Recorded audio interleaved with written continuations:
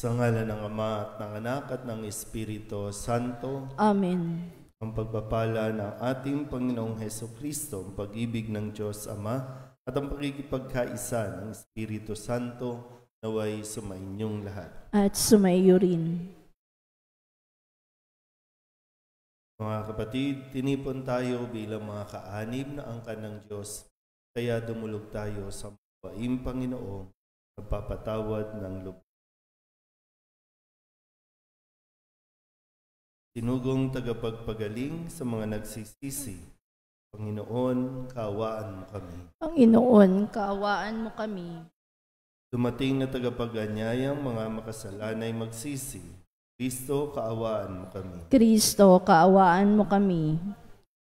Nakaluklok ka sa kanan ng Diyos Ama para ipamagitan kami. Panginoon, kaawaan mo kami. Panginoon, kaawaan mo kami. Kaawaan tayo ng makapangyarihang Diyos, patawarin tayo sa ating mga kasalanan at patnubayan tayo. Buhay na walang hanggan. Amen. Nalangin tayo. Ama naming makapangyarihan, pinangangatawanan mong manahan sa mga may loobing tapat at maaasahan. Sa kagandahang loob mo kami naway makapamuhay bilang mga mapalad na maging iyong tahanan sa pamamagitan ni Hesukristo, sama ng Espiritu Santo, magpasawalang hanggan. Amen. Umupo ang lahat.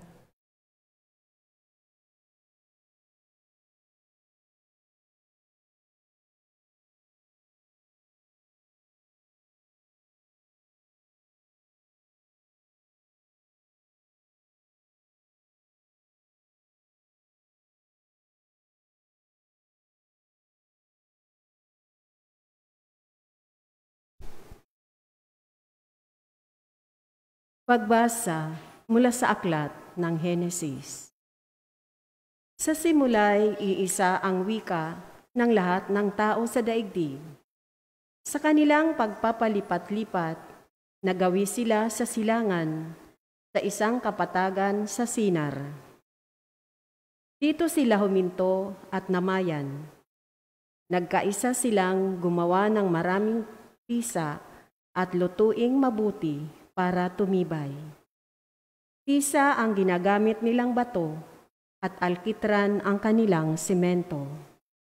Ang sabi nila, ngayoy magtayo tayo ng isang lungsod na may turing abot sa langit upang matanyag tayo at huwag nang magkawatak-watak.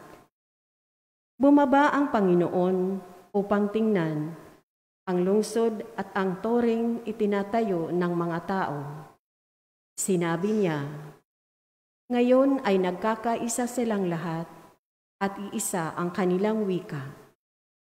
Pasimula pa lamang ito ng kanilang mga binabalangkas. Hindi magluluwat at gagawa sila ng anumang kanilang maibigan. Ang mabuti puntahan natin at guluhin ang kanilang wika upang wag silang magkaunawaan. At pinangalat ng Panginoon ang mga tao sa buong daigdig, kaya natigil ang pagtatayo ng lungsod. Babel ang itinawag nila sa lungsod na iyon, sapagkat dooy ginulo ng Panginoon ang wika ng mga tao, at mula roon, pinapangalat nga niya ang mga tao sa buong daigdig. Ang salita ng Diyos. Salamat sa Diyos. Salmong tugunan ang atin pong itutugon. Mapalad ang ibinukod na bansang hinirang ng Diyos, tayo pong lahat. Mapalad ang ibinukod na bansang hinirang ng Diyos. Ang binabalangkas niyong mga bansa, kanyang nababagot, winawalang bisa. Ngunit ang mga panukala ng Diyos ay mamamalagit, walang pagkatapos. Mapalad ang ibinukod na bansang hinirang ng Diyos. Mapalad ang bansang Panginooy Diyos. Mapalad ang bayang kanyang ibinukod. Magmula sa langit, kanyang minamasdan. Ang lahat ng tao na kanyang nilalang. Mapalad ang ibinukod na bansang hinirang ng Diyos. Nagmamasid siya at namamahala sa lahat ng tao sa balat ng lupa. Ang isip nila'y sa kanya nagmula, walang nalilingid sa kanilang gawa. Mapalad ang ibinukod na bansang hinirang ng Diyos. Tumayo ang lahat.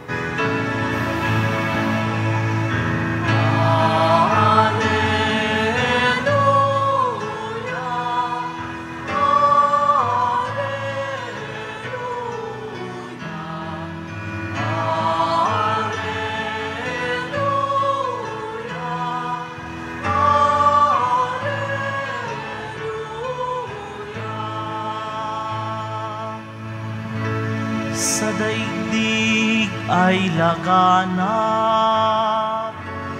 liwanag na sumisikat,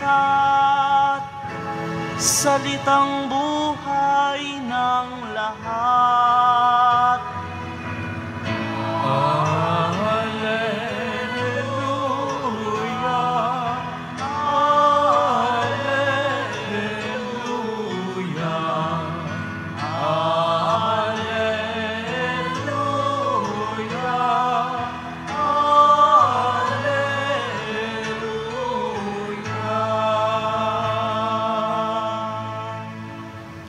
Sumainyo ang Panginoon. At sumayo rin. Ang mabuting balita ng Panginoon ayon kay San Marcos. Papuri sa iyo, Panginoon.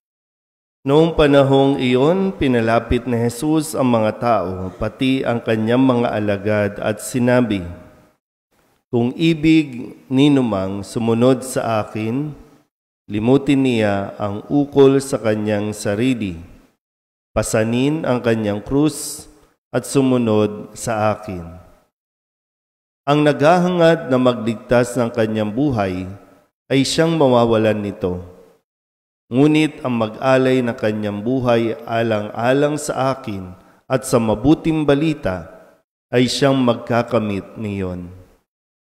Ano nga ang mapapala ng isang tao, makamtan man niya ang buong daigdig, kung ang katumbas naman nito'y ang kanyang buhay? Ano ang maibabayad ng tao para mabalik sa kanya ang kanyang buhay? Kapag ang sino man ay nahiyang kumilala sa akin at sa aking mga salita sa harapan ng lahing ito na makasalanan at hindi tapat sa Diyos, ikahihiya rin siya ng anak ng tao. Pagparito niya, nataglay ang dakilang kapangyarihan ng kanyang ama at kasama ang mga banal na anghel. Sabi pa ni Jesus sa kanila, "Tandaan ninyo, may ilan sa inyo rito na hindi mamamatay hanggat di nila nakikitang nagahari ang Diyos ng may buong kapangyarihan." Ang mabuting balita ng Panginoon. Pinupuri ka namin, Panginoong Hesukristo. Umupo ang lahat. Isang magandang umaga po sa inyong lahat. Sa atin pong ebanghelyo, ipinahayag ni Jesus ang pwedeng mangyari sa mga taong naghahangad at nagnanais na sumunod sa Kanya. Hindi po madali. Kaya kailangan ng iba yung pagninilay at kailangan maging mas malinaw sa atin kung ano ang ating sinusundan. Mahirap po yung parang nakikiuso lang tayo. Mahirap din naman yung parang dahil marami ang pumupunta, dahil marami ang parang pumipila, doon na rin tayo. Kailangan maging buo ang ating desisyon. Pwedeng siguro, ma-impluwensyahan ka, pwedeng sa umpisa maging curious ka, pero sana sa patuloy natin na pagsisimba, patuloy natin na paglapit kay Jesus, mas makilala natin siya ng lubusan. Sabi po ni Jesus, ang sino mang nagnanais sumunod sa akin. Hindi tayo pipilitin o pupuwersahin. Kasi nga, mayroon tayong kalayaan. Mayroon tayong kalayaang piliin siya o tanggihan siya. Pero kung pipiliin natin, teka muna, hindi pwedeng padalos-dalos. Alam mo ba ang iyong sinusundan? Alam mo ba na ang maging Kristiyano ay hindi madali? Kasi unang-una, sabi, marunong ka dapat lumimot ng tungkol o para sa sarili mo. Maraming renunciation na gagawin. I-renounce mo ang mga bagay na sa paningin ng mundo mahalaga. Ang pagsunod kay Kristo ay hindi isang bagay na tayo ang tatanggap, kundi ang inihiling tayo ay magbibigay ng magbibigay.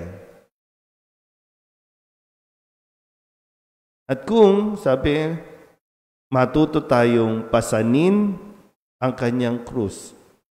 Pasanin ang ating krus.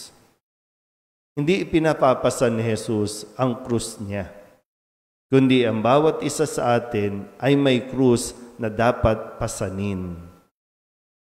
Kahit gaano kabigat yan, para sa iyo yan. Huwag mong pasanin yung para sa iba. Yung para sa iyo ang kailangan mong pasanin alang-alang sa pagsunod kay Kristo. Walang sumusunod kay Kristo na walang krus. Lahat dapat matutong umako ng krus niya. Pag sinabi naman pong krus, no, ito yung misyon at yung responsibilidad na nakaatang sa iyo. Kung puro sarap lang ng buhay ang gusto mo, baka mali. Kasi yung ginhawa, mararanasan natin sa dulo. Pero kahit walang ginhawa, kailangan natin makita at maranasan yung saya, yung masaya na sumusunod kay Kristo sa kabila ng mga pagsubok sa buhay. So, hindi ito more on receiving, but more on giving. Kahit pa ang sariling buhay, kailangan natin matutunang ibigay. Yan yung tunay na sakripisyo. Yung handa mong ibigay, maging ang iyong kaligayahan para sa kaligayahan ng iba, para sa kaligtasan ng iba. Sana po, pag-isipan natin na mabuti, ng mas malalim, kung kaya ba natin panindigan ang pagsunod natin kay Kristo. Amen?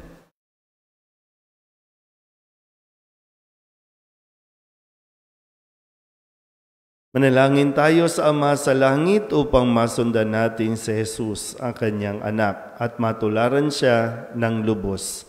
Ang ating pong itutugon, Panginoon, dinggin mo ang aming panalangin. Panginoon, dinggin mo ang aming panalangin.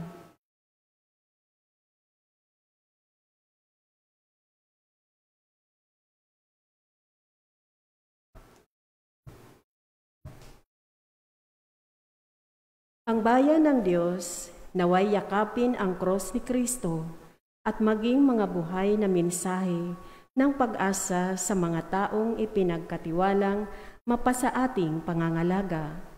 Manalangin tayo sa Panginoon. Panginoon, dinggin mo ang aming panalangin. Ang mga pinuno ng ating bansa, naway marinig nila ang daing ng ating mga kababayan, lalo na yaong mga nagdurusa dahil sa kawalan ng katarungan. Manalangin tayo sa Panginoon. Panginoon, dinggin mo ang aming panalangin. Tayo naway maging mga karapat-dapat na katuwang ng mga taong nabibigatan sa kanilang dinadalang krus sa buhay. Manalangin tayo sa Panginoon. Panginoon, dinggin mo ang aming panalangin. Ang mga may sakit, naway makatagpo ng kasiyahan at kalakasang espiritual sa pamamagitan ng ating pagkalinga at pangangalaga. Manalangin tayo sa Panginoon. Panginoon, dinggin mo ang aming panalangin. Ang mga yumao, naway makapahinga sa kapayapaan ng Diyos. Manalangin tayo sa Panginoon. Panginoon, dinggin mo ang aming panalangin. Dulutin natin sa Panginoon ang ating mga personal na kahilingan at mga panalangin para sa ating mga pamilya, kasama ang mga kahilingan ng mga nanonood sa online, at ng mga misang pasasalamat, tanging kahilingan, maagarang paggaling, ang lahat ng mga kaluluwa ay inihiling na ipagdasal sa isang ito.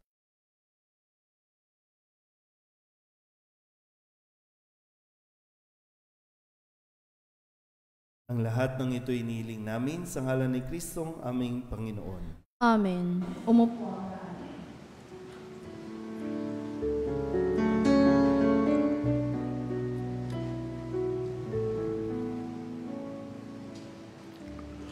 Panginoon, aming alay, itong alak at tinapay sa altar mo.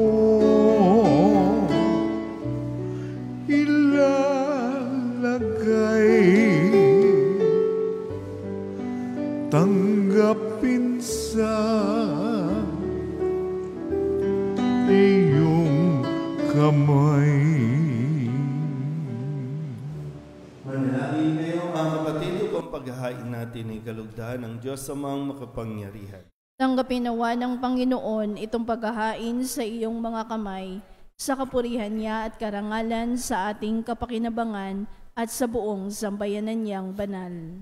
Ama naming lumikha, kami naway dalisayin at pinibaguhin ang aming gaganaping paghahain. Kami naway itaguyod ng gagawin naming ito sa pagnanais naming sundin ang loob mo sa pamamagitan ni Jesucristo kasama ng Espiritu Santo magpasawalang hanggan. Amen. Sumainyo ang Panginoon. At sumaiyo rin. Itaas sa Diyos ang inyong puso at diwa. Itinaas na namin sa Panginoon. Pasalamatan natin ang Panginoong ating Diyos. Marapat na siya ay pasalamatan. Ama naming makapangyarihan, tunay nga marapat na ikaw ay aming pasalamatan. Nasa iyo ang aming buhay, pagkilos at pag-iral. Sa pamumuhay namin araw-araw, tinatamasa namin ang iyong pagmamahal. Sa pag-ibig mong ipinunla sa sangkatauhan, ang Espiritu Santo'y unang aning bigay ng anak mong naglagak sa amin ng katiyakang nakalaang mabuhay kami sa piling mo kailanman. Kaya kaysa ng mga anghel na nagsisiawin ng papuri sa iyo, nang walang humpay sa kalangitan, kami nagbubunyi sa iyong kadakilaan.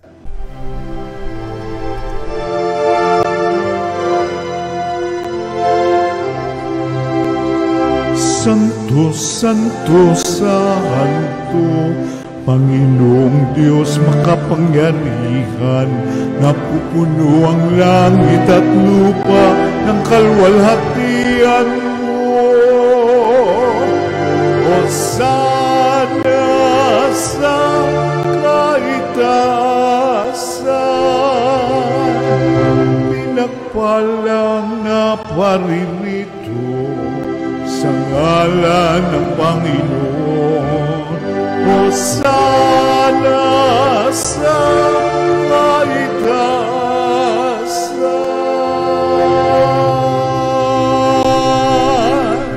Ama naming banal, ikaw ang bukal ng tanang kabanalan, kaya't sa pamamagitan ng iyong Espiritu, gawin mong banal ang kaloob na ito upang para sa aming maging katawan at dugo ng aming Panginoong Hesukristo.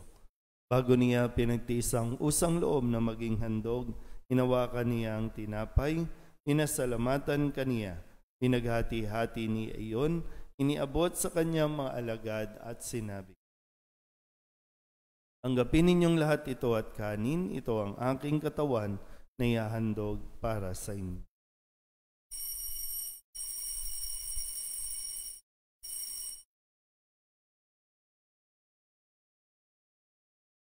Kaya hindi naman nang matapos ang hapunan, hinawakan niya ang kalis, muli kaniyang pinasalamatan. Iniabot niya ang kalis sa kanyang mga alagad at sinabi, tanggapin ninyong lahat ito at inumin. Ito ang kalis ng aking dugo, ng bago at walang hanggang tipan, ang aking dugo na ibubuhos para sa inyo at para sa lahat, sa pagpapatawad ng mga kasalanan. Gawin ninyo ito sa pag-alaala sa akin.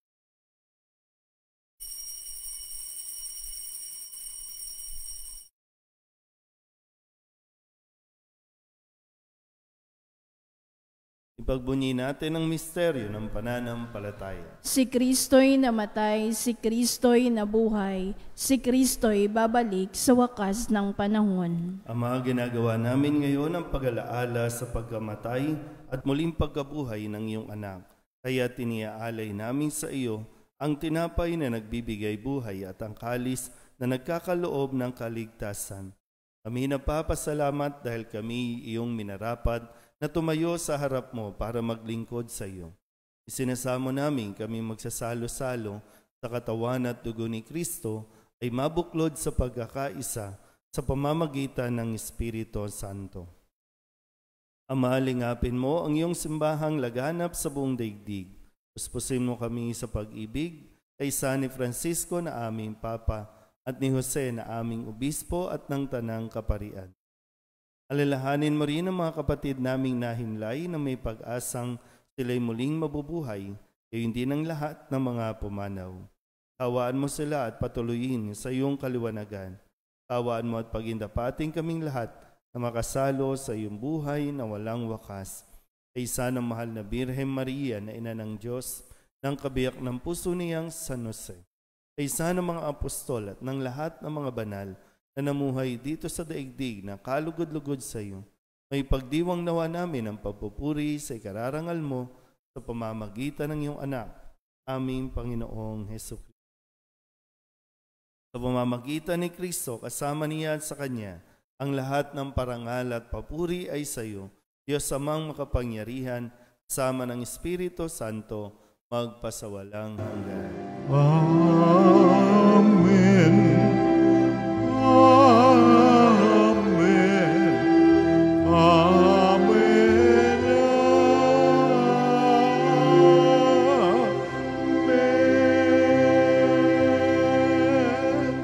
Buong kababaan, loob tayong tumawag sa ating Panginoon ng Ama namin.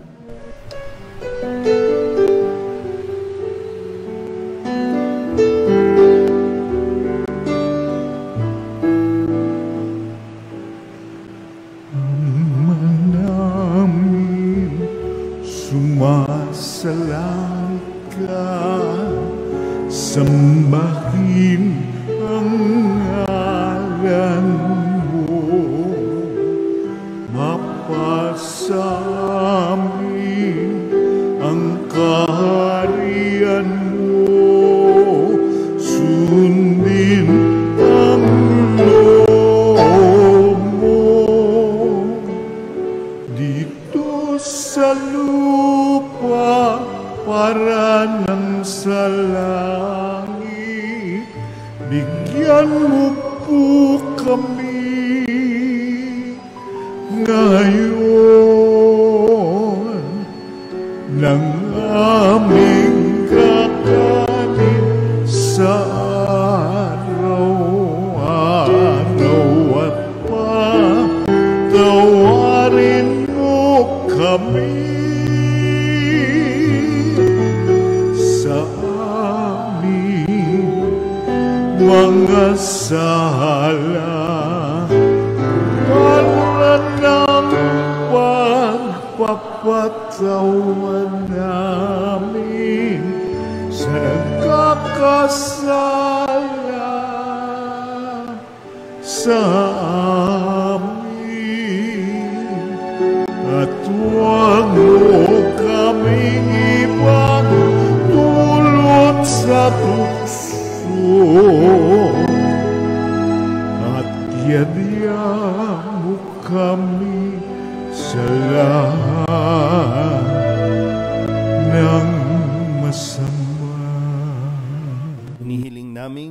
adya sa lahat ng masama, pagkalooban ng kapayapaan araw-araw, iligtas sa kasalanan at ilayo sa lahat ng kapahamakan. Samantalang aming pinananabikan ang dakilang araw ng pagpapahayag ng tagapagligtas naming sa Jesucristo. Sapagkat iyo ang kaharian at ang kapangyarihan at ang kapurihan magpakailanman. Amen. Panginoong Jesucristo, sinabi mo sa iyong mga apostol, kapayapaan ang iniiwan ko sa inyo, aking kapayapaan ang binibigay ko sa inyo. Tunghayan mo ang aming pananampalataya at huwag ang aming mga pagkakasala. Pagkalooban mo kami ng kapayapaan at pagkakaisa ayon sa iyong kalooban, sama ng Espiritu Santo, magpasawalang hanggan. Amen. Ang kapayapaan ng Panginoon ay laging sumainyo. At sumayo rin. Magbigayan po tayo ng kapayapaan sa isa't isa.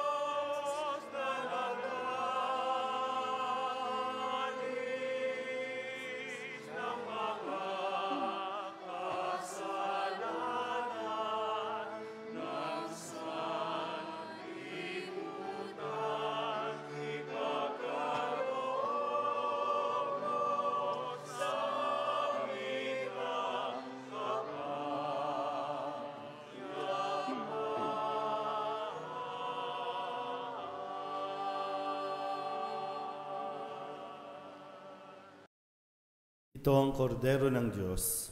Ito ang nag-aalis ng kasalanan ng sanlibutan. Mapalad ang mga inaanyayahan sa kanyang piging. Panginoon, hindi ako karapat-dapat na magpatuloy sa iyo, ngunit sa isang salita mo lamang ay gagaling na ako. Katawan ni Kristo. Amen.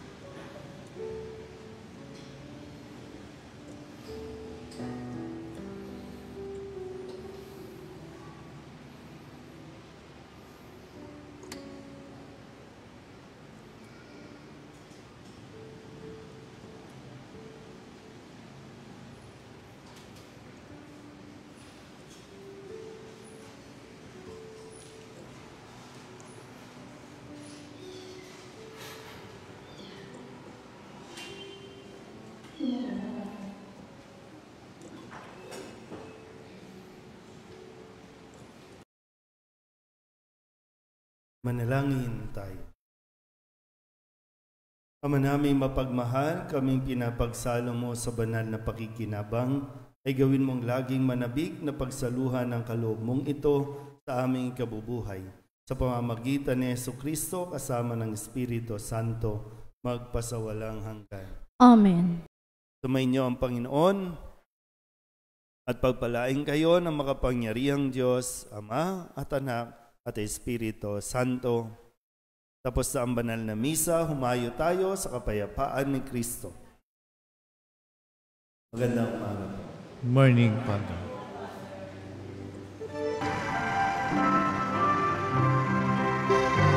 Nuestro Padre Jesus Nazareno, sinasamba ka namin, pinipintungo ka namin, aral mo ang aming buhay at kaligtasan.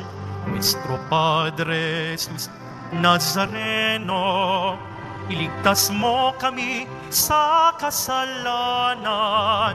Ang krus mong kinamatayan ay sagisag ng aming kaligtasan. Nuestro Padre Jesus Nazareno, dinarangal ka na amin. Nuestro Padre Jesus Nazareno, nilulwalhati ka namin. Nuestro Padre Jesus Nazareno, dinarangal ka na amin. Nuestro Padre Jesus Nazareno, nilulwalhati ka namin.